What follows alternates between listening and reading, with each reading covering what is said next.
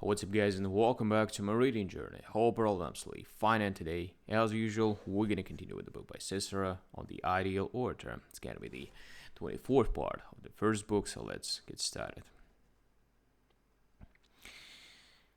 Some Athenians, able speakers, actively engaged in politics and the courts, argued against this view. Among them, my friend Menadamus, who was my guest when he was visiting Rome not long ago, when he said that there actually was a particular expertise that dealt with examining the methods of founding and governing states. Charmadas, always ready to react, bursting with every kind of erudition and having a really incredible command of a variety of subjects, was immediately provoked. He demonstrated that, on the contrary, all aspects of such expertise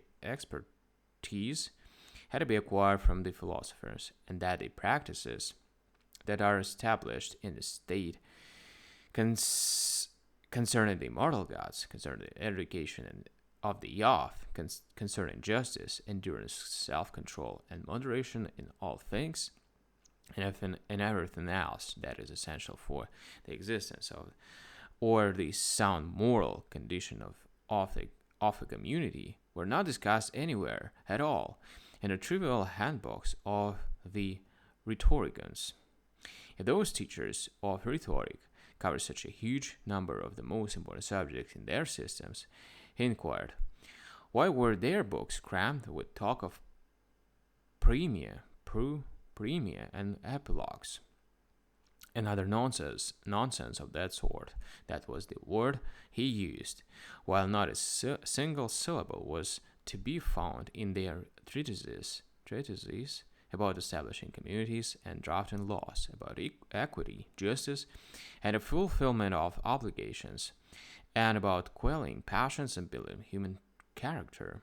It also mocked the rhetorical precepts themselves, showing that their authors were not only devoid of this expertise they laid claim to, but that they did not even know the very principles and methods of speaking. For in his opinion, it was fundamental for an orator, in the first place, to give his audience precisely the impression of his own person that he wanted, something achieved through one's personal reputation. And about this, those teachers of rhetoric had left not a clue in their precepts.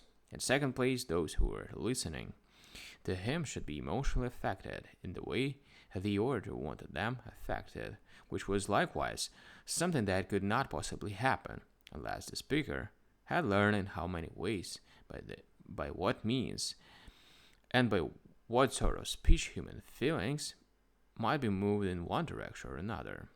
And this knowledge, he said, was deeply concealed with the very heart of philosophy, and those rhetoricians had not so much as touched it with the tips of their tongues.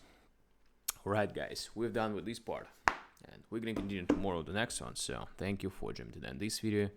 We're gonna continue tomorrow as usual. Bye.